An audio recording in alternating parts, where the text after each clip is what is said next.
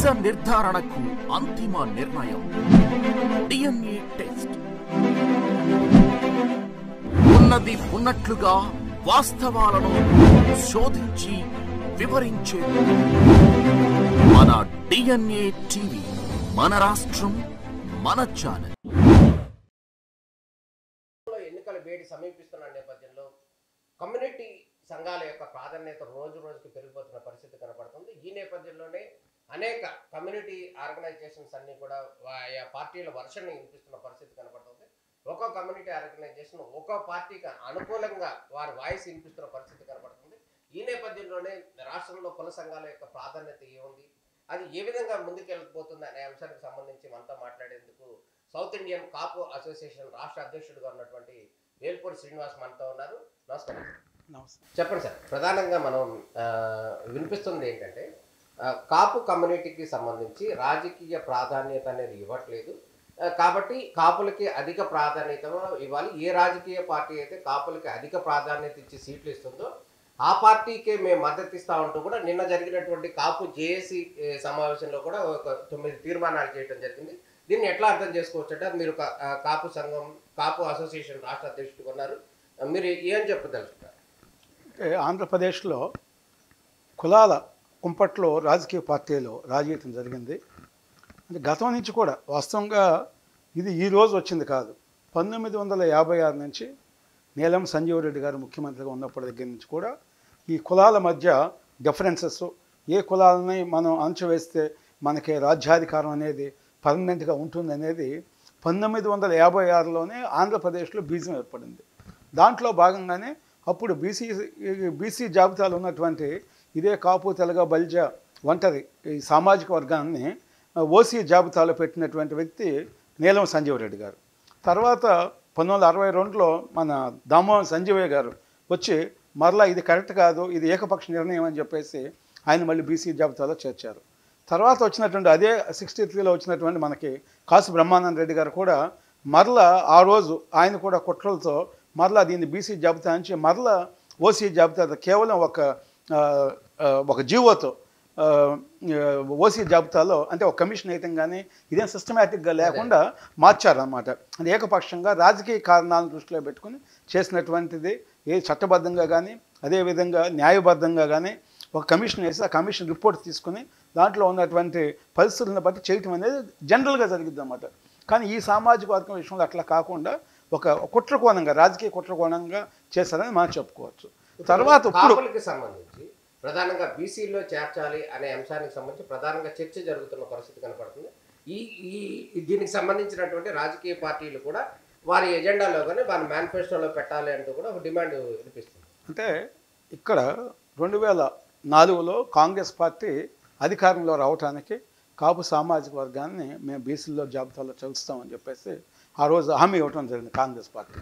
తర్వాత ముఖ్యమంత్రిగా అప్పుడు రాజశేఖర రెడ్డి గారు వచ్చారు, కాంగ్రెస్ పార్టీ గెలవటము, రాజశేఖర రెడ్డి గారు ముఖ్యమంత్రి అవటము. అప్పుడు 40% రిజర్వేషన్స్ ఉన్నాయి ఆంధ్రప్రదేశ్లో. ఉంటే ఆ రోజు 5 అంటే 50% లోపు ఉంటేనే మనకు పర్మిషన్ ఉంటుంది అన్నమాట. లేదా మరలా సుప్రీంకోర్టుకి వెళ్ళి మళ్ళీ పార్లమెంట్లో ఇవన్నీ తీర్మానాలు చేసి బిల్లు చేయాలి, ఏం చేయాలి. అది లేకుండా రాష్ట్ర స్థాయిలోనే 50% బిలో అయితే మనం రాష్ట్రమే చేసుకోవచ్చు. ఆ అవకాశం ఉన్నప్పుడు రాజశేఖర రెడ్డి గారు ఏం చేశారంటే కాంగ్రెస్ పార్టీ మేనిఫెస్టోలో హామీ ఇచ్చినటువంటి కాపులను బీసీలో చేస్తున్న డిమాండ్ పక్కన పెట్టి ఆయన ఒక కుట్రకోణంలో ముస్లిమ్స్ని చేశారన్నమాట. ఇప్పుడు ఆ కేసు కూడా ఇది మత ప్రాతిపదికన రిజర్వేషన్ చేయకూడదు అని సుప్రీంకోర్టు దాకా వెళ్ళింది. హైకోర్టు కొట్టేస్తే మళ్ళీ గవర్నమెంట్ స్పెషల్ లీవ్ పిటిషన్ వేసి సుప్రీంకోర్టులో ఉంది.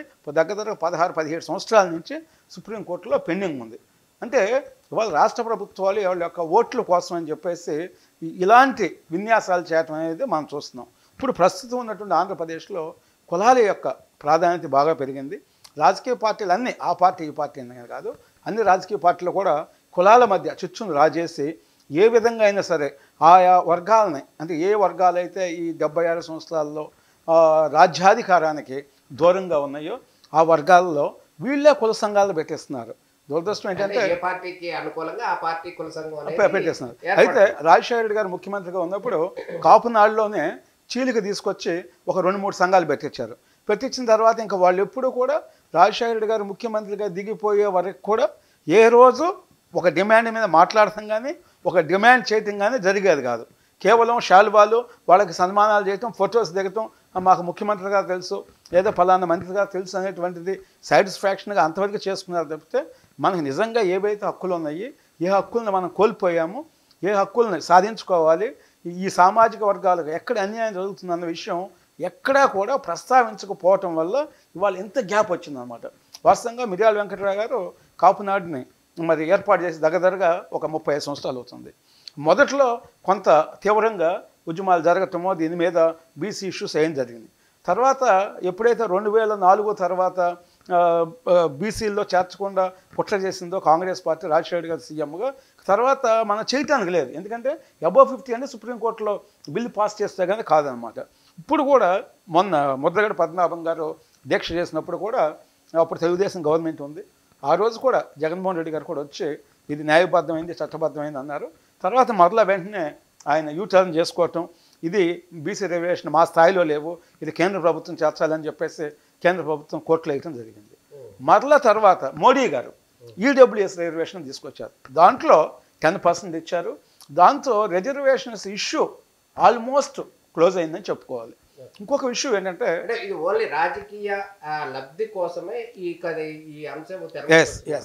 ఇప్పుడు ఏమవుతుంది, నేను దురదృష్టం, నేను దగ్గర 1989 అంటే 34 సంవత్సరాల నుంచి కాపు ఆర్గనైజేషన్లో ఉండటం జరిగింది. అప్పుడు మాకు అధ్యక్షులుగా మిర్యాల వెంకటరావు గారు ఉండేవాళ్ళు. నేను ఆ కమిటీలో రాష్ట్రానికి, ఆంధ్రప్రదేశ్ రాష్ట్రానికి యువ కాపు నాడడానికి అధ్యక్షులుగా ఉండేవాడిని. ఆ రోజు కూడా కాపులను బీసీల్లో చేర్చాలని కుప్పం, పులివెందుల, తడా, ఇచ్చాపురం పాదయాత్ర చేయటం, ఆమన్ నిరాహారదీక్ష చేయటం, నెల్లూరు జిల్లా కావల్లో ఇవన్నీ కూడా చేయటం జరిగింది. అనేక ఉద్యమాలు ఏది విజయవాడ నుంచి ఢిల్లీ దాకా, హైదరాబాద్లో అప్పుడు మన క్యాపిటల్గా ఉండేది కాబట్టి అనేక ఉద్యమాలు చేయటం జరిగింది.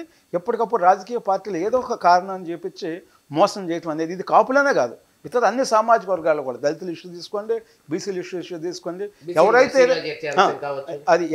అంటే ఎస్సీల నుంచి ఎస్టీలో చేస్తామని చెప్పేసి, లేదా బీసీ నుంచి ఎస్సీలో చేస్తామని చెప్పేసి, ఓసీల నుంచి బీసీలో చేస్తామని చెప్పేసి, అంటే ఇట్లా డిఫరెంట్ సామాజిక వర్గాలని అప్పుడు ఎన్నికలప్పుడు మాత్రమే ఈ ఇష్యూస్ని బయట తీసుకొచ్చేసి వీళ్ళతో స్టేట్మెంట్లు ఇప్పించి, ఓకే మేము రాగానే వెంటనే మీ సామాజిక వర్గాన్ని మేము ఎస్సీ నుంచి ఎస్టీలోకి, లేదా బీసీ నుంచి ఎస్సీలోకి, ఓసీ నుంచి బీసీలోకి అని చెప్పేసి ఇది ఒక డ్రామాగా ప్లే చేశారు.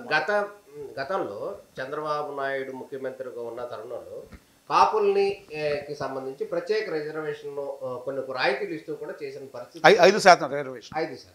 ఆ తర్వాత జరిగిన పరిణామాలు అది నిజంగా అమలు జరిగిందా? ఆ రిజర్వేషన్ కానీ ఆ పర్సంటేజ్ బెనిఫిట్ నిజంగా కాపులకి రాష్ట్రంలో వచ్చింది అనుకుంటాను.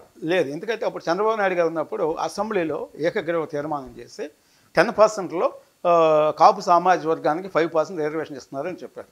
అంటే ఇవాళ ఏమైందంటే రాజ్యాధికారంలో ఎవరైతే ఉన్నారో, ఏ సామాజిక వర్గం ఉన్నారో వాళ్ళు ఇతర వర్గాలకి, అన్ని వర్గాలు, అక్కడ కాపులని కాదు, అన్ని వర్గాలు, ఏ వర్గమైనా సరే ఆ వర్గాలకు అన్యాయం చేస్తున్నారు. దానికి మీకు బెస్ట్ ఎగ్జాంపుల్ ఏంటంటే, మనకి తెలంగాణలో మనం కలిసి ఉన్నప్పుడు, అంటే ఉమ్మడి ఆంధ్రప్రదేశ్ ఉన్నప్పుడు సర్వీస్ కమిషన్ ఉండేది.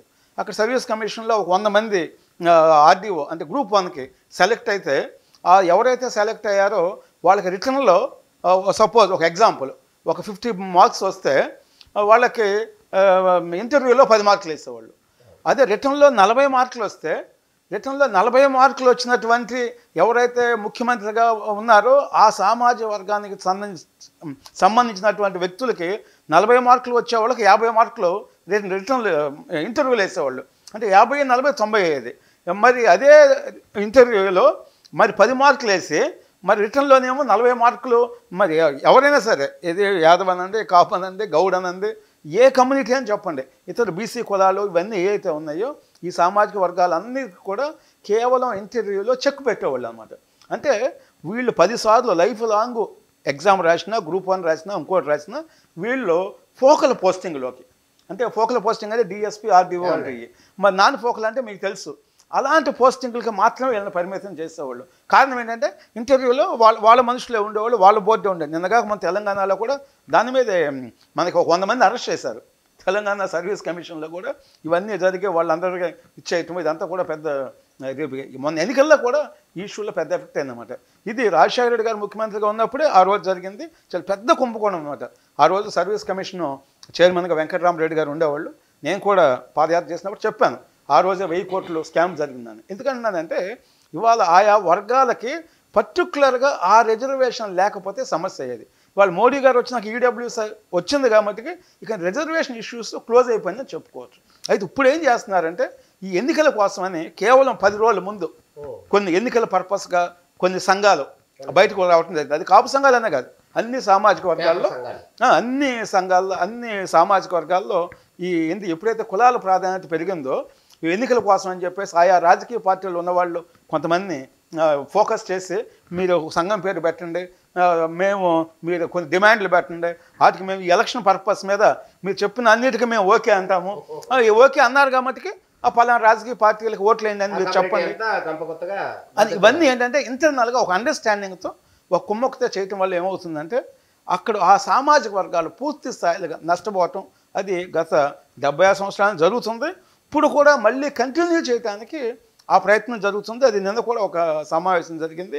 నిన్న వాళ్ళు ఏం డిమాండ్స్ పెట్టారంటే మాకు 10% రిజర్వేషన్స్ కావాలి, తర్వాత కాపు భవనాలు నిర్మించాలి, కాపు కార్పొరేషన్ నిధులు ఇవ్వాలని పెట్టారు. ఓకే, మంచిది. నిజంగా ఈ డిమాండ్స్ ఎప్పుడు పెట్టాలి?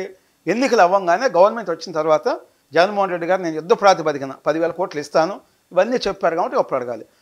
ఎవరు కూడా ఆ రోజు నుంచి అడగకుండా మేమంతా కూడా మొదటి నుంచి మేము వాటి మీద డిమాండ్ చేస్తుంది. వీళ్ళు ఏ రోజు రాకుండా సంఘాల్లో లేకుండా వాళ్ళు కొత్తగా వచ్చేసి ఎన్నికల 10 రోజుల్లోనే మనకు నోటిఫికేషన్ ఇస్తున్నారు. నోటిఫికేషన్ ఇచ్చేటువంటి పరిస్థితుల్లో మాకు ఈ డిమాండ్స్ అన్నీ కావాలని చెప్పడం, ఎవరో ఒక మంత్రితో స్టేట్మెంట్ ఇప్పిస్తారు, కాపునాడు వాళ్ళు అడిగిన అన్నీ కూడా మేము యాక్సెప్ట్ చేస్తున్నాం, ఎన్నికలు అయిన తర్వాత ఫస్ట్ 10 రోజుల్లోనే లేదా ఫస్ట్ సంతకం చేస్తామని చెప్తారు అన్నమాట. అంటే ఇంతటి మోసపూరితమైన వైఖరి మరి పార్టీలే, రాజకీయ పార్టీలు ఉన్న ప్రధానమైన నాయకులు, అది కూడా ముఖ్యమంత్రి స్థాయిలో జరుగుతుంది. ఏదో ఒక ఎమ్మెల్యేని ఎంపీ అయితే అనుకోవచ్చు, కానీ ఒక ముఖ్యమంత్రి స్థాయిలోనే జరగటం ఇవన్నీ కూడా ఈ మ్యానిపులేషన్ ప్రధానంగా చెప్పాలంటే సమావేశం వెనకాల అధికార పార్టీ పాత్ర ఉందనుకోవచ్చా? డెఫినెట్గా 100% నిన్న జరిగిన సమావేశం వెనకాల కాపు జేఏసీ పేరు మీద చేశారు. దాంట్లో డెఫినెట్గా అధికార పార్టీ జగన్మోహన్ రెడ్డి గారు నాయకత్వంలో ఉన్నటువంటి వైసీపీ పార్టీ, దాంట్లో ఉన్న సలహాదారులు, వీళ్ళందరి యొక్క పాత్ర మటుకు స్పష్టంగా ఉందని మనం చెప్పుకోవచ్చు. ఎందుకంటే ఇవాళ ఎన్నికలకు 10 రోజుల ముందు మీ సమావేశాలు పెట్టి ఈ డిమాండ్స్ అన్నీ చేయటం అంటే అది నిజంగా హాస్యాస్పదం. వాళ్ళు ఇంకోటి చెప్పారు, రాజ్యాధికారమే మా లక్ష్యం అని చెప్పేసి మొన్న 2 days బ్యాక్ ఒక ప్రెస్ మీట్ పెట్టారు. రాజ్యాధికారం అనేది రాజకీయ పార్టీ లేకుండా రాదు, అసాధ్యం. మరి నీకు రాజకీయ పార్టీ లేకుండా మరి మేము ఎవరికి మద్దతు ఇవ్వమని ఒక పక్కన చెప్తూ ఇంకో పక్కన ప్రెస్ మీట్లోనేమో రాజ్యాధికారమే మా లక్ష్యం అంటున్నారు. మరి ఎవరికి ఎక్కువ సీట్లు ఇస్తే వాళ్ళకి మద్దతు అంటున్నారు. అంటే ఇవాళ సీట్లను బట్టి, అంటే ఎమ్మెల్యే సీట్లను బట్టి రాజ్యాధికారం రాదు, నాయకుడు ఉంటేనే రాజ్యాధికారం వస్తుంది. దానికి ఎగ్జాంపుల్ మన ముందు అనేక ఎగ్జాంపుల్స్ అన్నమాట. మనకి నిన్నగా మన కేసీఆర్ గారు ముఖ్యమంత్రి అయ్యారు. ఆ సామాజిక వర్గంలో మొత్తం కలిపి 7-8 మంది ఎమ్మెల్యేలు ఉంటారు. మరి అదే వేరే సామాజిక వర్గాల నుంచి మన ఎస్సీ ఎస్టీ నుంచే 40 మంది ఎమ్మెల్యేలు ఉన్నారన్నమాట. మరి అదే రెడ్డి సామాజిక వర్గం నుంచి 50 మంది ఎమ్మెల్యేలు ఉన్నారు. కానీ ఐదుగురు ఎమ్మెల్యేలు ఉన్నటువంటి మన కేసీఆర్ గారు వెల్మ సామాజిక వర్గం నుంచి మరి ఆయన 2 సార్లు ముఖ్యమంత్రి చేశాడు. అంటే కేవలం ఎమ్మెల్యేలతో ఎంపీలతో రాజ్యాధికారం రాదు. మీకు ఒక నాయకుడు అనేవాడు ఉంటే ఆ నాయకుడు ద్వారా వస్తుంది. వాళ్ళు పవన్ కళ్యాణ్ గారు మరి ఒక బహుజన నాయకుడిగా అన్ని వర్గానికి తన సొంత డబ్బుతో కొన్ని కోట్ల రూపాయలు ఇచ్చేసి మంచి చేయడానికి రాజకీయాల్లోకి వచ్చారు. మనం నిజంగా నూతన మరి రాజకీయాన్ని మనం తీసుకోవాలి. ఏవైతే ఇవంతా కూడా అవినీతిమయమైపోయినాయో, మరి నిజంగా ఆంధ్రప్రదేశ్లో తాలిబాన్ పరిపాలన జరుగుతుందని మనం చెప్పుకోవచ్చు. తాలిబాన్లో కూడా ఇంత ఘోరమైనటువంటి పరిస్థితులు లేవన్నమాట. మరి అలాంటి పరిపాలన ఇక్కడ చూస్తే మాకంతా ఒకటే అంటున్నారు. అంటే నేను మీకు ఎగ్జాంపుల్ చెప్తాను. భారతదేశం మోడీ గారు మనకు పాకిస్తాన్తో పోరాటం చేస్తున్నారు. ఇప్పుడు సబ్జెక్ట్ ఏమిటంటే ఇప్పుడు ఈ డిమాండ్స్ ఏవైతే ఉన్నాయి రాజకీయ పార్టీలు ముందు పెడతా ఉంటున్నారు. అదేవిధంగా జనసేన, టీడీపీ, వైఎస్ఆర్సీపీ 3 పార్టీలకిను కాపు జేఏసీ నుంచి డిమాండ్లు పెట్టే అవకాశం ఉందంటారు. అంటే ఇక్కడ ఇదంతా కూడా రాజకీయ ఎత్తుల్లో ఎవరైతే అధికార పార్టీతో వాళ్ళు ఏదైతే కుమ్మక్క చేశారో వాటిల్లో డిస్కషన్స్ తప్పితే ఇవన్నీ కూడా పేపర్లో చెప్పడానికిను మనకి ప్రెస్ మీట్లో చెప్పడానికి పనికొచ్చే ఇష్యూస్ అనమాట. చాలా స్పష్టంగా అధికారాన్ని మార్పిడి కోరుకుంటున్నారు రాష్ట్ర ప్రజలు. ఎలాంటి పరిస్థితుల్లో ఎలాంటి డిస్టర్బెన్స్ చేయడానికి ఇవన్నీ కూడా కొన్ని డిమాండ్స్ తీసుకొచ్చేసి ప్రజల యొక్క అంటే కమ్యూనిటీస్ యొక్క మైండ్ సెట్ని డైవర్ట్ చేయడం కోసం అని చెప్పేసి ఇవన్నీ ఎత్తులేస్తున్నారు. ఇవన్నీ కూడా ప్రజలు గమనిస్తున్నారు. ఎందుకంటే 30-40 సంవత్సరాల నుంచి కాపు సంఘాలు ఉద్యమాలు చేసిన వాళ్ళు మాలాంటి వాళ్ళు ఏదో చెప్తే ఓకే శ్రీనివాస్ గారు ఉన్నారంటే 30 సంవత్సరాల నుంచి వాళ్ళు ఎన్నో ఉద్యమాలు చేశారని కనీసం ఎంతో కొంత పర్సెంటేజ్ నమ్మటానికి అవకాశం ఉంటుంది. అంటే నిన్న జరిగినటువంటి కాపు జేఏసీ సమావేశంలో మీరు ఎందుకు పార్టిసిపేట్ చేయలేదు? మీరు అంటే ప్రముఖ ఎక్కువ మంది కాపు నాయకులు కనపడలేదు ఎందుకంటారు? అంటే ఏమైందంటే నిన్న జరిగిన దానికి ఒక స్పష్టమైనటువంటి ఎజెండా లేకుండా కేవలం ఒక ఇంటర్నల్ ఎజెండాతో పెట్టారు. నిజంగా ఎజెండా ఉంటే క్లియర్గా ఇదిగో మా డిమాండ్ ఇది అనేది క్లారిటీ ఉండాలి. రాజ్యాధికారం రావాలన్నారు. రాజ్యాధికారం అంటే ఇవాళ ఉన్నటువంటి పరిస్థితుల్లో మరి పవన్ కళ్యాణ్ గారు వచ్చి ఆయన కూడా ఒక 10 days నుంచి చేస్తే మరి అన్ని సంఘాలు కానీ అన్ని వర్గాలు కానీ పవన్ కళ్యాణ్ గారిని కూడా ఫోకస్ చేయటం, ఇవాళ ప్రభుత్వం కూడా మరి పవన్ కళ్యాణ్ గారిని చూసే భయపడుతున్నారు ప్రతి ఒక్క ఇష్యూలో. ఇక్కడ మనకి వైజాగ్ ఇష్యూ చూసుకుందాం, మీరు జగ్గేపేట చూసుకుందాం, ఇప్పటంలో చూసుకుందాం, ఇంకెక్కడ చూసుకున్నా కూడా అన్నమాట. నిన్న జరిగినటువంటి జేఏసీ మీటింగు, కాపు జేఏసీ మీటింగు అందరు వర్గాలకు సంబంధించి కాదు, కొంతమందికే పరిమితమైంది అంటారా? అంటే అది వాస్తవంగా కాపు సామాజిక వర్గానికి సంబంధించింది కాదు. ఎందుకు కాదన్నా అంటే ఈ సామాజిక వర్గాన్ని ఎవరైతే అణచివేశారో, ఎవరైతే ఈ సామాజిక వర్గం మీద దాడులు చేశారో, ఎవరైతే ఈ సామాజిక వర్గం మీద మరి అణచివేతకి గత 76 సంవత్సరాల నుంచి ఎవరైతే పూనుకున్నారో వాళ్ళకు మద్దతుగా పెట్టి ఇవాళ వంగవీటి మోహన్ రంగా గారు జిల్లా అడిగారు. అడిగితే ఓ 10 లక్షల మంది అడిగారు. ఆ రోజు రాలేదు వీళ్ళు. అవును, ఇప్పుడు ఈ జిల్లాల ప్రతిపాదన అనేది గడిచిన సంవత్సరం 2 సంవత్సరాల క్రితం ఎప్పుడు కోరలేదు, ఎప్పుడూ లేదు. వీళ్ళు ఎప్పుడు కనపడలేదు, ఎప్పుడు మాట్లాడలేదు. అదేవిధంగా కాపు నేస్తానికి మరి దామోదర్ సంజయ్ గారు మరి కాపులకి ఒక ఆరాధ్య దైవం అని చెప్పుకోవచ్చు. ఆయన దళిత ముఖ్యమంత్రి అయినా కాదు. మరి అలాంటి వాళ్ళు చాలా పెద్దవాళ్ళు ఉన్నారు. అదేవిధంగా మనకి ఇక్కడ కందిగంటి హనుమంత్ గారు స్వాతంత్ర సమరయోధుడు అట్లా ఉన్నారు. అది శ్రీకృష్ణ దేవరాయలు గారు, ఎవరి పేరైనా కాపు నేస్తానికి పెట్టవచ్చు.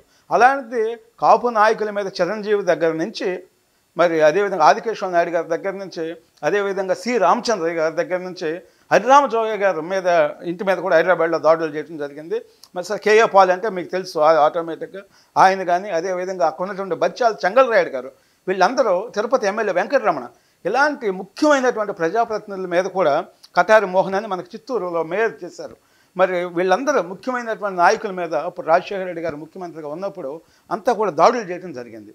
తర్వాత మరి ఇక్కడ వచ్చినట్టు మన పూనూరు గౌతమ్ రెడ్డి గారు అయితే వంగవీటి మోహన్ రంగాన్ని హత్య చేయటము అది చాలా న్యాయబద్ధమైంది, అది జరగటం కరెక్టే అని చెప్పేసి టీవీ9 ఇంటర్వ్యూలో కూడా చెప్పడం జరిగింది. డిబేట్లో అయితే అప్పుడు ఏం చేశారు, అప్పుడు మేమంతా కూడా డిమాండ్ చేసాం, ఈయన ఈ రకంగా మాట్లాడుతున్నాడు, వెంటనే ఈయన మీద యాక్షన్ తీసుకోవాలంటే ఆ రోజు పెద్ద ఎత్తున స్పందన వస్తే ఒక 2 రోజుల్లో ఆయన సస్పెండ్ చేశారు. సస్పెండ్ చేసి మళ్ళీ 4 రోజుల తర్వాత తీసుకుని స్టేట్లో లీగల్ సెల్ చైర్మన్ ఇచ్చి ఇప్పుడు కార్పొరేషన్ చైర్మన్ ఇచ్చారు. ఇచ్చారు అది ఫైబర్ నెట్ అవి ఇచ్చారు, చైర్మన్ ఇచ్చారు.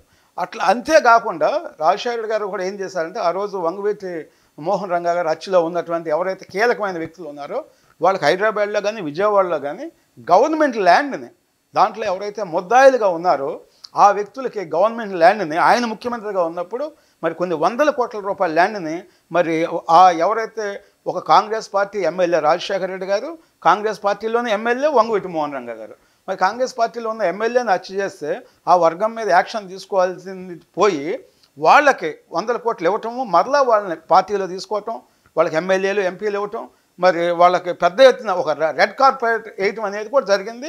తర్వాత రంగా గారు అబ్బాయిని కానీ, అదేవిధంగా రత్నకుమార్ గారు రంగా గారి భార్యకు కానీ మరి పార్టీలో కూడా ఏ విధమైనటువంటి ఒక స్థానం లేకుండా వాళ్ళని ఒక ప్లాన్ ప్రకారంగా నిర్వీర్యం చేయడం కూడా మనం అంతా కూడా చూసామన్నమాట. అంటే ఇంత పరిస్థితి ఉంటే మీరు ఒక అధికార పార్టీతో మీరు అంటగాగటానికి కారణం ఏంటి అంటే, మీకు ఏమన్నా ఒకవేళ సపోజ్ ఎమ్మెల్యే కావాలా, ఎంపీ కావాలంటే ఆ రాజకీయ పార్టీలోకి వెళ్ళొచ్చు, జాయిన్ అవ్వచ్చు, నాకు ఇది కావాలని చెప్పేసి దాని మీద మీరు నిలబడవచ్చు, ఏమేం చేసుకోవచ్చు, అంతవరకు ఏ ఇబ్బంది లేదు. ఏ కులమైనా ఒకే రాజకీయ పార్టీలో ఉండరు.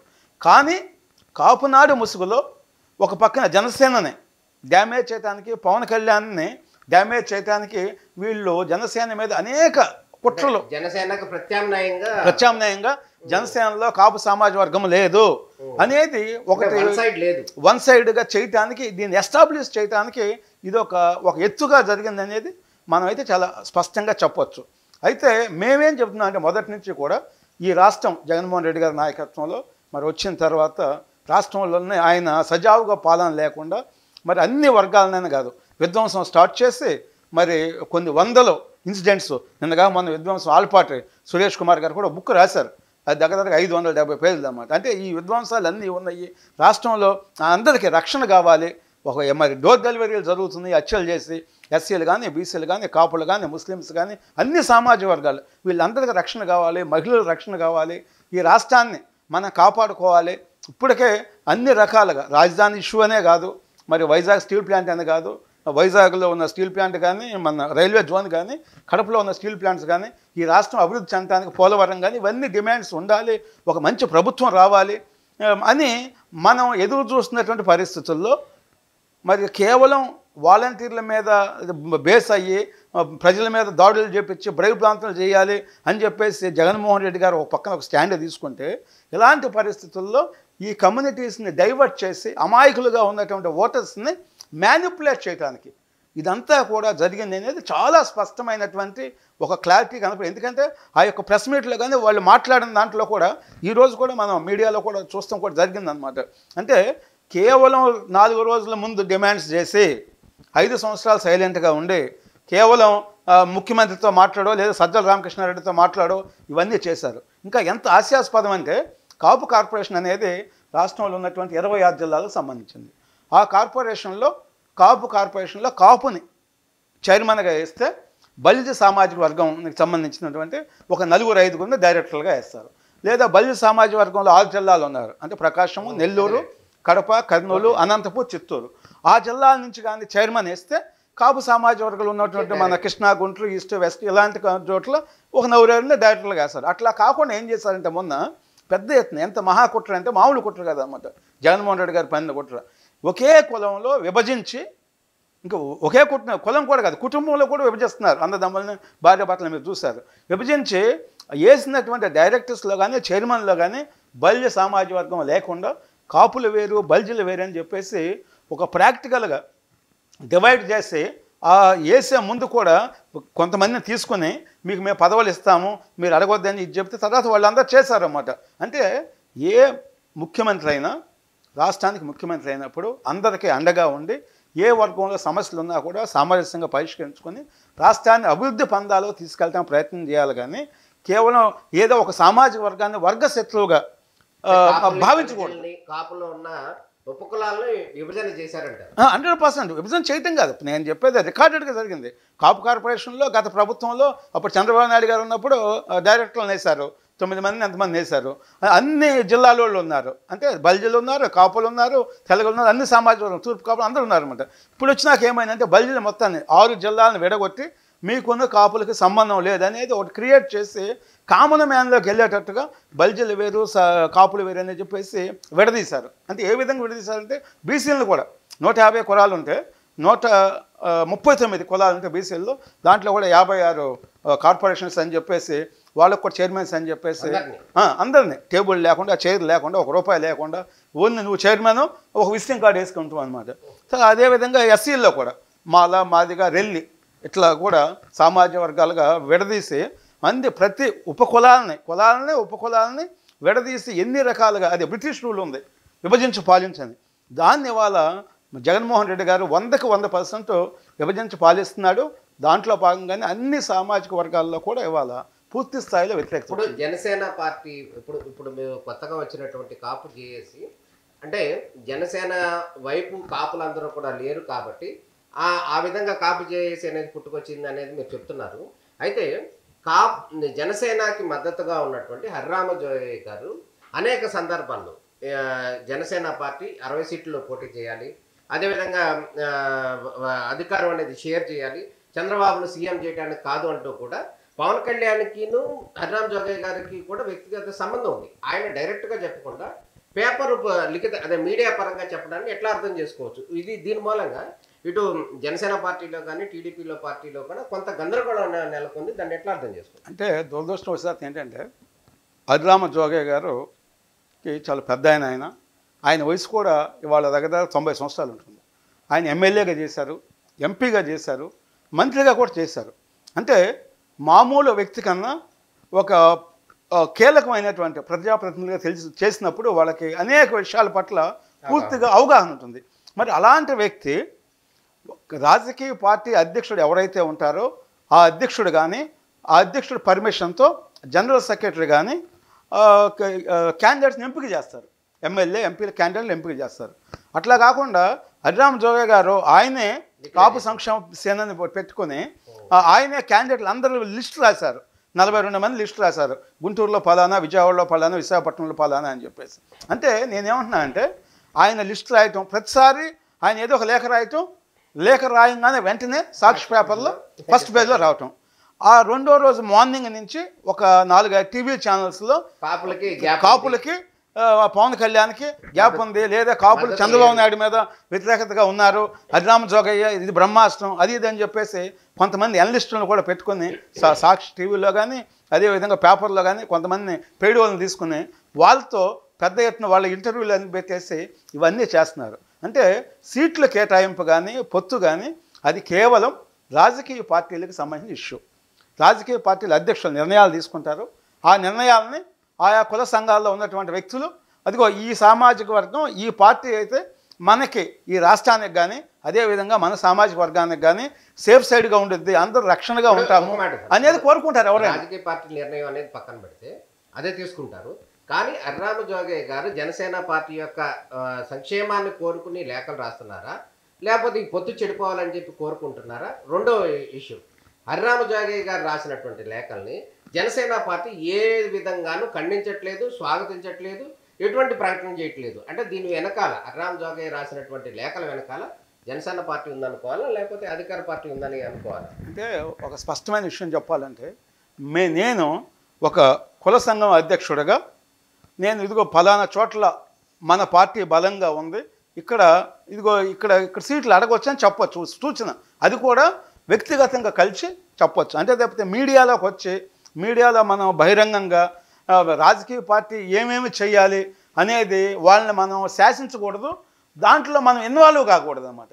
అయితే ఇక్కడ ఏమైందంటే జోగయ్య గారు మరి ఆయన ఎట్లా చేస్తున్నారు అనేది ఇంతవరకు అసలు దానికి ఒక క్లారిటీ లేదు. జనసేన పార్టీలో సభ్యత్వం ఉందా? జనసేన పార్టీ లేదు. జోగయ్య గారికి జనసేన పార్టీకి సంబంధం లేదు, ఎందుకంటే ఆయన పార్టీలో మెంబర్ కాదు, పెద్ద ఆయనగా ఉన్నారు.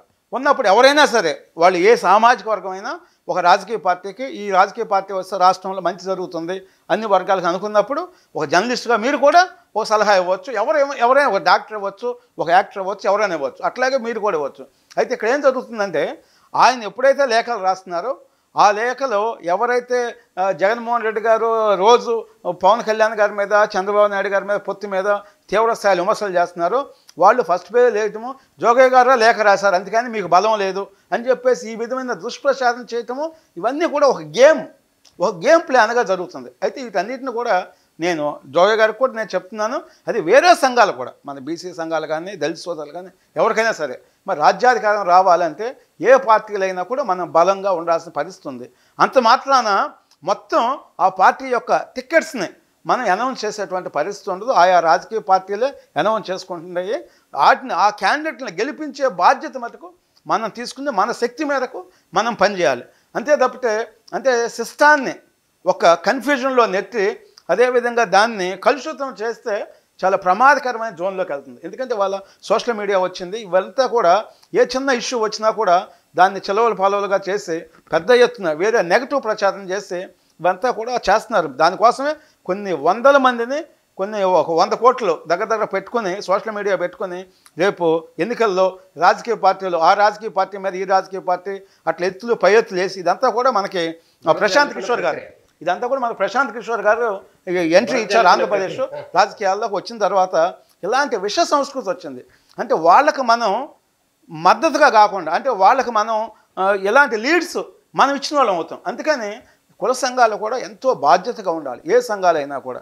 అంతే తప్పితే రాష్ట్ర అభివృద్ధిలో మనం ఇన్వాల్వ్ అయి ఉండాలి తప్పితే రాష్ట్రాన్ని ఏ శక్తులు అయితే సర్వనాశనం చేస్తున్నాయో, ఏ శక్తులు అయితే రాష్ట్రాన్ని అధికారం గుప్పుట్లో పెట్టుకొని దోపిడీ చేస్తున్నారో వారికి మనం మద్దతుగా ఉంటే ముందు తరాలు కూడా మనల్ని క్షమించేటువంటి పరిస్థితి ఉండదు. ఓకే సార్, ఇప్పుడు ఇది ఒక విషయం.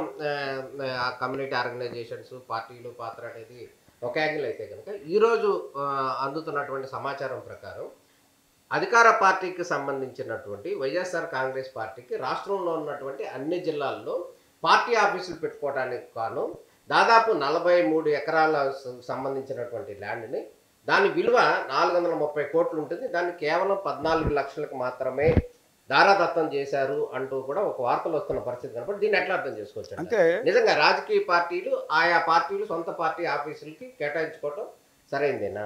అంటే మీరు చెప్పింది చాలా వ్యాలిడ్ పాయింట్. ఎవరైనా ఒక రెక్క అన్న డొక్క అన్న వాళ్ళు ఉంటే వాళ్ళకి ఒక 100 గజాలు స్థలం ఇవ్వటం అనేది అప్లికేషన్ చేసుకుంటారు. అప్లికేషన్ చేసుకున్న వాళ్ళకు కూడా ప్రభుత్వాలు ఒక 5 సంవత్సరాలు 10 సంవత్సరాలు పడతాయి. అలాంటిది మరి కొన్ని 100 కోట్ల రూపాయలు ఉన్నటువంటి రాజకీయ పార్టీలకి మరి ఫ్రీగా స్థలం ఇవ్వాల్సిన పని లేదు. ఫ్రీ అంటే 33 సంవత్సరాలకి కేవలం లీజుకి 14 లక్షల రూపాయలకి, అది కూడా సంవత్సరానికి ఎకరానికి 1000 రూపాయలు. అంటే ఇది ఎక్కడా కూడా ప్రపంచంలో సాధ్యమయ్యేటువంటి ఇష్యూ కాదు. అంటే ఒక 100 కోట్లది 1 లక్ష రూపాయలకి ఇస్తున్నారు. అంటే దీంట్లో కేవలం అంటే మీరు దాన్ని అధికారాన్ని, ప్రజాధనాన్ని, ప్రభుత్వ భూముల్ని మన సొంత అవసరాలకు వాడుకోకూడదు అనేది కూడా అందరు ప్రజాప్రతినిధులు ప్రమాణం చేస్తారు. నేను రాగద్వేషాలకు అతీతంగా ఉంటాను, నేను కులాలకి మతాలకు అతీతంగా ఉంటాను, ప్రాంతాలకు అతీతంగా ఉంటాను, నా సొంతానికి నా బంధువులకి నేను వాళ్ళని పక్షపాతంతో చూసి వాళ్ళకి ప్రభుత్వ ధనాన్ని దోచిపెట్టను అని ఇవన్నీ కూడా ప్రమాణం చేస్తారు. ప్రతి ఒక్క ఎమ్మెల్యే, ఎంపీ, మంత్రి, ముఖ్యమంత్రి, ప్రధానమంత్రి, రాష్ట్రపతి అందరూ చేయాల్సిందే. మరి అలాంటి ప్రమాణం చేసి మనం ఆ ప్రమాణాన్ని మనం ఒక పక్కనేమో మాకు అది బైబిల్తో సమానం, ఒక భగవద్గీతతో సమానం, ఒక ఖురాన్తో సమానం అనేమో రోజునేమో పేపర్లోనేమో స్పీచ్లు ఇస్తున్నారు. మరి అలాంటి ప్రమాణం చేసినప్పుడు మనకి 100 కోట్ల రూపాయలు మన పార్టీకి ఉన్నప్పుడు మనం ప్రభుత్వ భూముల్ని, ప్రజాధనాన్ని అది హాస్టల్స్కో లేదా గురుకులాలకో, స్కూల్స్కో, కాలేజీలకో లేదా మన ప్రభుత్వ కార్యాలయాలకో మనం ఉపయోగించాల్సినట్టు పరిస్థితి ఉంది. లేదా పార్కులకి, అంటే అందరి యొక్క ఆరోగ్యాన్ని దృష్టిలో పెట్టి చేయాలి. అట్లా కాకుండా కేవలం మన పార్టీ అని చెప్పేసి 4-5 రోడ్ల కోడల్లో ఒక 100 కోట్ల రూపాయలు వాల్యూ చేసేదాన్ని కేవలం 1 లక్ష రూపాయలకి తీసుకోవటం, అది కూడా 33 సంవత్సరాలు. కానీ అంటే ఇంతకు మించినటువంటి అధికార దుర్వినియోగం లేదు. ప్రజలు కూడా ఇవన్నీ కూడా గమనిస్తున్నారు. అంటే మనల్ని సేవకుడుగా వచ్చాం. ఏ ఎమ్మెల్యే అయినా, ఏ ఎంపీ అయినా, ముఖ్యమంత్రి అయినా, ప్రధానమంత్రి అయినా ప్రజలకు సేవకులుగా ఉండి పనిచేయాలి. ఇదే విధంగా రాజకీయ పార్టీలు కనుక అంటే స్వాతంత్రం వచ్చిన కాడి నుంచి ఆయా పార్టీలకు సంబంధించి ఇన్ని దాదాపు 40 ఎకరాలు 50 ఎకరాలు అట్లా కేటాయించుకుంటా పోతే ఏ పార్టీకి ఎన్ని ఎకరాలు ఉన్నాయి అనేది ప్రస్తుతానికి క్వశ్చన్ మార్క్. గవర్నమెంట్ కావచ్చు, ఏ గవర్నమెంట్ అయినా, అంతకుముందు గవర్నమెంట్ కావచ్చు, ఆయా పార్టీలకి ఇన్ని 100 ఎకరాలు కేటాయించేసుకుంటే మరి ప్రజా అవసరాలకు భూమి దొరకదు కదా. ఏ ప్రభుత్వాలు చేసిన తప్పేను వాటిని వెంటనే కూడా రద్దు చేయాలి. కోర్టులు కూడా సుముటోగా తీసుకోవాలి.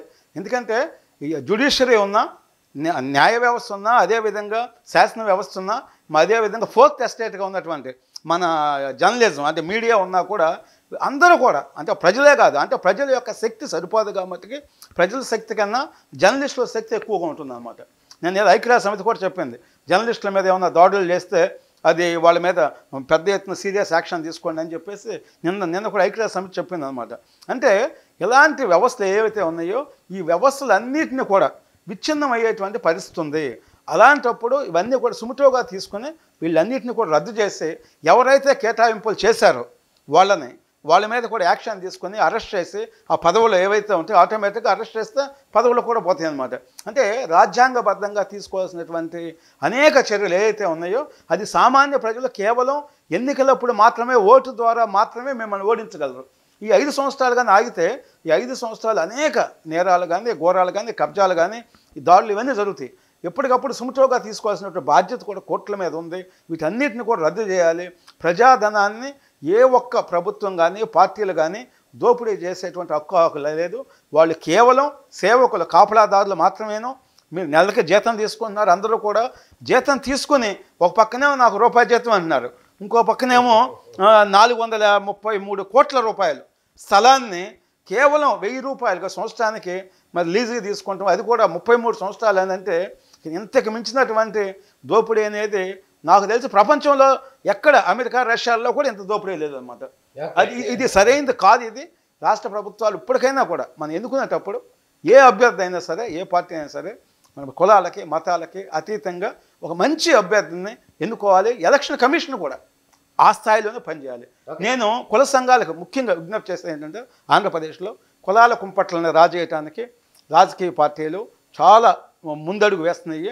ఇలాంటి తరుణంలో ముఖ్యమంత్రులు మరి అదేవిధంగా మంత్రులు మరి ఆ సలహాదారులు వీళ్ళందరూ కూడా ఏ కులాలకి మధ్యన మనం ఇది పెట్టాలి, చుచ్చు పెట్టాలి, ఏ మతాలకి మధ్యన చుచ్చు పెట్టాలి అనేటువంటిది ఒకటే స్టాండ్ మీద పనిచేయటం అనేది మనం చూస్తున్నాం. రోజు కూడా పేపర్లో కూడా మనం చూస్తున్నాం అన్నమాట. ఇలాంటి అన్నిటిని కూడా ఈ కుల సంఘాలు కూడా గమనించి ఎప్పటికప్పుడు వాళ్ళ యొక్క కుట్రల్ని బహిర్గతం చేసి మరి రాష్ట్రంలో ఉన్నటువంటి మన ప్రజలందరినీ కూడా కాపాడాల్సినటువంటి బాధ్యత ఉంది. ఎందుకంటే ఇవాళ ఒక చిన్న ఇష్యూ, ఒక 2 కులాల మధ్య 2 మతాల మధ్య ఒక చిన్న ఇష్యూ ఇన్సిడెంట్ జరిగితే అది ఒక వైరల్గా వెళ్ళి సున్నితమైనటువంటి విషయాల్లో రాష్ట్రం మొత్తం సర్వనాశనం అయ్యేటువంటి పరిస్థితులు ఉన్నాయి అన్నమాట. ఎందుకంటే వాళ్ళ సోషల్ మీడియాలు ఇవన్నీ కూడా చాలా ఫాస్ట్గా ఉన్నాయి. అనేక రాష్ట్రాల్లో కూడా ఇప్పుడు భూ కేటాయింపులకు సంబంధించి ఒక విషయం అయితే మనం చర్చ జరుగుతున్న నేపథ్యంలో రాష్ట్రంలో ఉన్నటువంటి దాదాపు 20 సంవత్సరాల నుంచి పనిచేసినటువంటి జర్నలిస్టులకు సంబంధించి 15,000 మందికి కూడా రాష్ట్ర వ్యాప్తంగా ఇవ్వటానికి సంబంధించి రాష్ట్ర ప్రభుత్వం ఇది ఎన్నికల మేనిఫెస్టోలో పెట్టింది.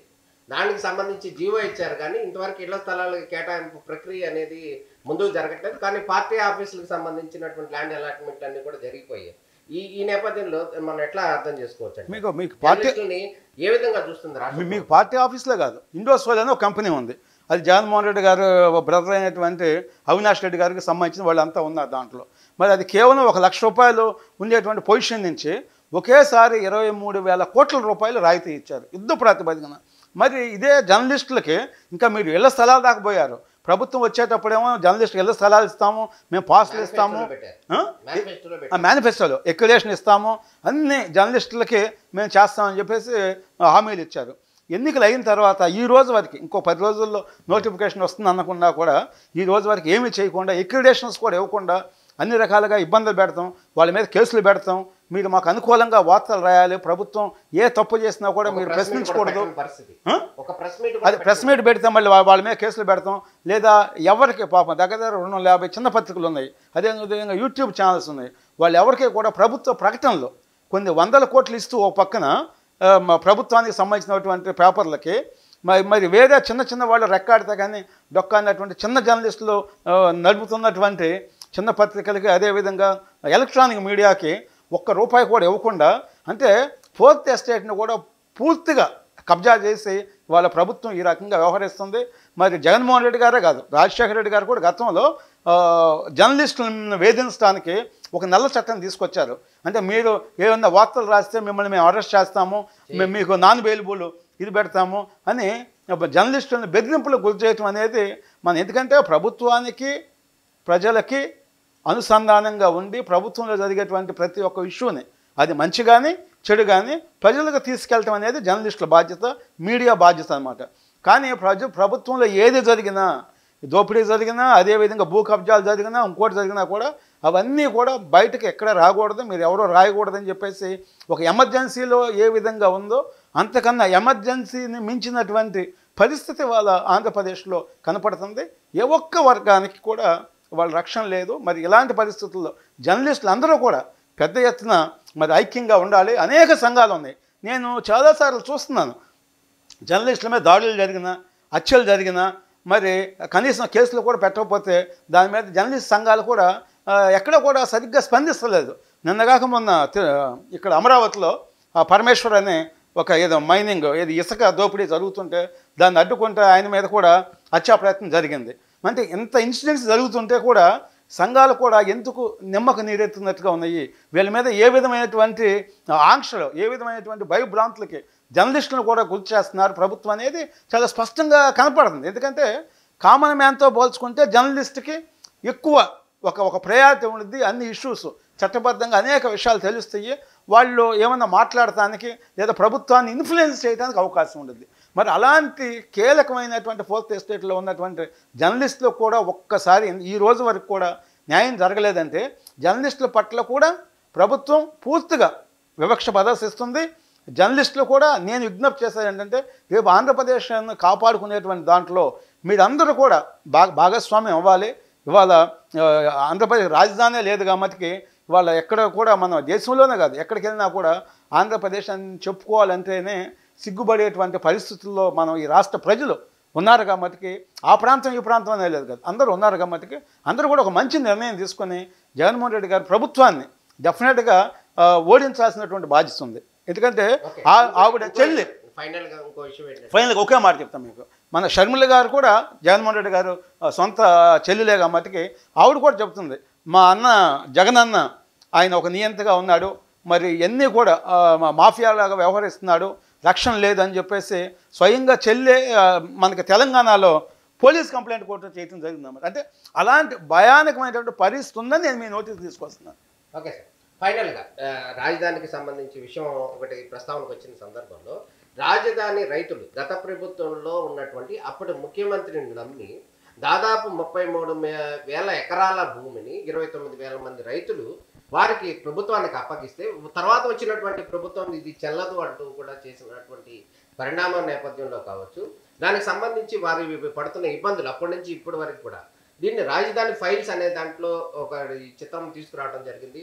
దానికి సంబంధించి అనేక అడ్డంకులు ఉన్నప్పుడు కూడా మళ్ళీ దాన్ని న్యాయస్థానాలు కూడా అనుమతించిన నేపథ్యంలో దాన్ని ఎట్లా అర్థం చేసుకోవచ్చు అంటారు? రైతుల యొక్క సమస్యలు నిజంగా చూపించారనుకోవచ్చు. ఇప్పుడు జగన్మోహన్ రెడ్డి గారు రైతుల్ని ముఖ్యంగా మా ఆంధ్రప్రదేశ్లో రైతుల్ని మరి కౌలు ఇష్యూలో కానీ మరి ఆయన వేసేటువంటి ముందు ఇచ్చిన హామీని కూడా ఆయన ఉల్లంఘించి మోడీ గారు ఇచ్చేటువంటి రైతులకు ఇచ్చేదాన్ని కూడా కలుపుకొని 13,000 చేసినటువంటి పరిస్థితి మీకు తెలుసు. అంటే రైతుల్ని ఆ రోజే మేనిఫెస్టోలో చెప్పిన దాన్ని బట్టే మోసం చేశారు. ఇక రాజధానిలో అయితే పాపం వాళ్ళు నిస్వార్థంగా వాళ్ళు 29,000 మంది సన్నకారు రైతులు 33,000 ఎకరాలు ఇస్తే వాళ్ళు ప్రపంచ చరిత్రలో నిజంగా అది చాలా గొప్ప ఇష్యూ అనమాట.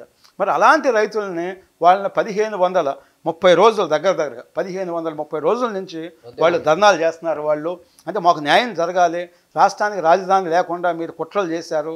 మరి ఎన్నికలకు ముందు అన్ని పార్టీలు అసెంబ్లీ సాక్షిగా అమరావతి రాజధానిగా ఉంటుంది, 33,000 ఎకరాలు ఉండాల్సిందేను, లేకపోతే మన రాజధాని బ్రహ్మాండమైన రాజధాని కట్టుకోలేమని చెప్పేసి జగన్మోహన్ రెడ్డి గారు అసెంబ్లీలో చెప్పటం, వాళ్ళ పార్టీ నాయకులు కూడా మేము ఇక్కడ ఇల్లు కూడా కట్టుకున్నాము, ఇదే రాజధానిగా ఉండిద్ది అని చెప్పేసి అందరూ కూడా చెప్పటం, ప్రజలు నమ్మించడం, తర్వాత నమ్మించి గొంతు కోయటం అంటారు మా తెలుగు భాషలో అన్నమాట.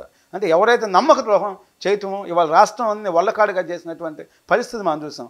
ఏదైతే ఈ రాజధాని ఫైల్స్ ఉన్నాయో దాంట్లో కళ్ళకు కట్టినట్లు ఆంధ్రప్రదేశ్ జరిగిన విధ్వంసం, రాజధాని ఇష్యూ కానీ అన్ని ఇష్యూల్లో కూడా మహిళల మీద దాడులు, అంటే చివరికి పోలీసులు ఎస్పీ స్థాయిలో ఉన్న వ్యక్తులు కూడా మరి బూటకాలతో తన్ని మహిళలను వ్యవస్థను చేయడానికి అనేక రకాలుగా మహిళల మీద ఎన్ని రకాలైనటువంటి ఆంక్షలు ఉండాలో, ఎన్ని రకాలుగా దాడులు చేయాలో అన్ని రకాలుగా ప్రభుత్వం డైరెక్ట్గా పోలీసులనే ఒక గోండాలుగా ఉపయోగించిన పరిస్థితులు మనం అన్నీ కూడా చూసామట. ఇవన్నీ కూడా ఆ సినిమాలో రాజధాని ఫైల్స్లో చాలా క్లియర్గా తీయటం, వాళ్ళ రాష్ట్రంలో పెద్ద ఎత్తున స్పందన వస్తుంది.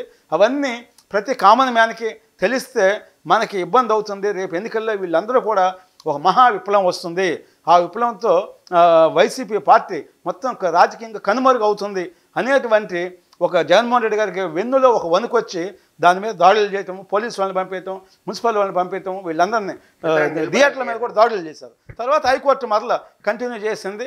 ఇవాళ ఇలాంటి సినిమాలు కూడా రావాల్సినటువంటి అవసరం ఉంది. ఇంకొకటి మీరు సినిమా ఇష్యూ చెప్పారు కాబట్టి యాత్ర అని ఒక సినిమా తీశారు, ఆ యాత్ర 2లో అయితే మహేందర్ రెడ్డి గారు ఆయన డైరెక్టర్, ఆయన ప్రొడ్యూసరు. ఆయనకి అడిగిందే తడువుగా ఆల్స్లీ హిల్స్లో అన్నమయ్య జిల్లాలో దగ్గరగా 20 కోట్ల రూపాయల వాల్యూ కదా ల్యాండ్ని ఆయనకి గిఫ్ట్గా ఇచ్చారు. అంటే నా గురించి లేనంతా కూడా ఎస్టాబ్లిష్ చేసి నేను చేసిన నేరాలు గోరాలను పక్కన పెట్టి నన్ను మహానాయకుడిగా మరి సినిమాలు అన్నీ కూడా అభూత కల్పనలో అబద్ధాలతో ఇవన్నీ కూడా మీరు చేశారు కాబట్టి నేను మిమ్మల్ని అభినందిస్తున్నానని చెప్పేసి వాళ్ళు అడిగిన వెంటనే 20 కోట్ల రూపాయల ల్యాండ్ ఇవ్వటం అంటే ఇది ఇంతకన్నా ఘోరం. అంటే ప్రజాధనాన్ని విచ్చలవిడిగా ఇచ్చేసి కేవలం మీ యొక్క అధికారం కోసం మరి దోచుకోవటం అనేటువంటి స్కీములో భాగంగా ఇవన్నీ చేయటం కరెక్ట్ కాదు. నిన్న కూడా చెప్తున్నారు ముఖ్యమంత్రి గారు, నేను నా యొక్క సైన్యం నాకెవరూ లేరు, నాకున్న సైన్యం ఓన్లీ వాలంటీర్స్ అని చెప్పారు. అంటే వాలంటీర్స్కి దగ్గరగా 500 కోట్ల రూపాయలు ఖర్చు పెట్టి పార్టీ కార్యకర్తలని వాళ్ళకి నెలకు 5,000 ఇచ్చి పాపం అది కూడా వాళ్ళు పీజీ చేసి డిగ్రీ చేసి బయట ఎక్కడ డైలీ కూలీకి వెళ్ళినోడికి కూడా 700 ఇస్తున్నారు. అంటే నెలకు 20,000 వచ్చి డైలీ కూలీకి వెళ్ళి రెగ్యులర్ కూలీకి వెళ్ళేవాళ్ళు. మరి అలాంటిది 5,000 ఇచ్చి వాళ్ళని మోసం చేస్తూ మీరు నా కోసమే పని చేయాలి, మీరు నా కోసం పని చేస్తే నేను మీకు ఆ గిఫ్ట్లు ఇస్తాను ఈ గిఫ్ట్లు ఇస్తానని చెప్పేసి వాళ్ళని కూడా ప్రలోభ పెట్టి మరి అక్కడ ఉన్నటువంటి ఎవరైతే 50 మందికి ఒక వాలంటీర్ని ఎంపిక చేశారో అక్కడ ఉన్నటువంటి వాళ్ళని ఇన్ఫ్లుయెన్స్ చేసి భయభ్రాంతులు గురి చేసి రేపు ఎన్నికల్లో గెలవాలి అక్రమ పద్ధతుల్లో అని జగన్మోహన్ రెడ్డి గారు ప్రయత్నం చేస్తున్నారు. వాలంటీర్లు కూడా ఇప్పుడు వాళ్ళు కూడా చైతన్యవంతం అయ్యారు. డెఫినెట్గా వాళ్ళు కూడా అందరూ కూడా ప్రభుత్వానికి వ్యతిరేకంగా ఉన్నారు. వాళ్ళందరూ కూడా రేపు ప్రజాస్వామ్యాన్ని కాపాడడం కోసం ఈ రాష్ట్రాన్ని రక్షించుకోవడం కోసం అందరి రక్షణ కోసం వాళ్ళు కూడా కలిసి వచ్చేటువంటి పరిస్థితులు మనకి స్పష్టంగా కనపడుతున్నాయి అన్నమాట. ఏదైనా కూడా జగన్మోహన్ రెడ్డి గారు మరి చేసినటువంటి ఈ తప్పులన్నిటికీ కూడా మరి ఆయన 100 తప్పులు కాదు 1000 తప్పులు చేశాడని మనం చెప్పుకోవచ్చు. వీటన్నిటికీ కూడా ఆయన మూల్యం చెల్లించుకుంటాడు. అది తొందరలోనే మనం చూస్తున్నాం. అన్ని వర్గాలకి అన్ని కుల సంఘాలకి ప్రజాస్వామ్యవాదులకి మేధావులకి నేను విజ్ఞప్తి చేసేది ఒకటేను, రాష్ట్రాన్ని కాపాడుకుందాం. ముందు ఈ కులాలు మతాలు అనేది నెక్స్ట్ ఉంటాయి. ఫస్ట్ రాష్ట్ర అభివృద్ధి కోసమే మనం పనిచేయాలి. ఏ సంఘమైనా ఏ కులమైనా ఏ మతమైనా రాష్ట్రం అభివృద్ధిలో ఉంటేనే అవన్నీ కూడా మనుగడలో ఉంటాయి. లేకపోతే ఆ సంఘాలన్నీ కూడా సంఘాలే కదా ప్రజలు మొత్తం కూడా కనుమరుగవుతారు. దానికి మనం అనేక ఉదాహరణలు వెనిజులా దగ్గర నుంచి శ్రీలంక దగ్గర నుంచి మరి అన్ని చూస్తున్నాం మనం. అంటే ఎందుకంటే ఇలాంటి భయానకమైన పరిస్థితులు మన కళ్ళ ముందు నిన్నగాక మొన్న గాజా ఇజ్రాయెల్లో కూడా చూసాం. కాబట్టి ప్రజలు చైతన్యం అవ్వాలి. మనల్ని మనమే కాపాడుకోవాలి. మనల్ని ఎవరో వచ్చి కాపాడుతున్నది జరిగే ఇష్యూ కాదు. అందువల్ల మీరందరూ కూడా చైతన్యం అవ్వాలి. ఈ రాష్ట్రాన్ని రక్షించుకుందాం, కుల మతాలు అనేది పక్కన పెట్టుకుందాం అని చెప్పేసి మీ అందరికి కూడా విజ్ఞప్తి చేస్తున్నాను నేను. ఇది కాపు సౌత్ ఇండియా కాపు అసోసియేషన్ రాష్ట్ర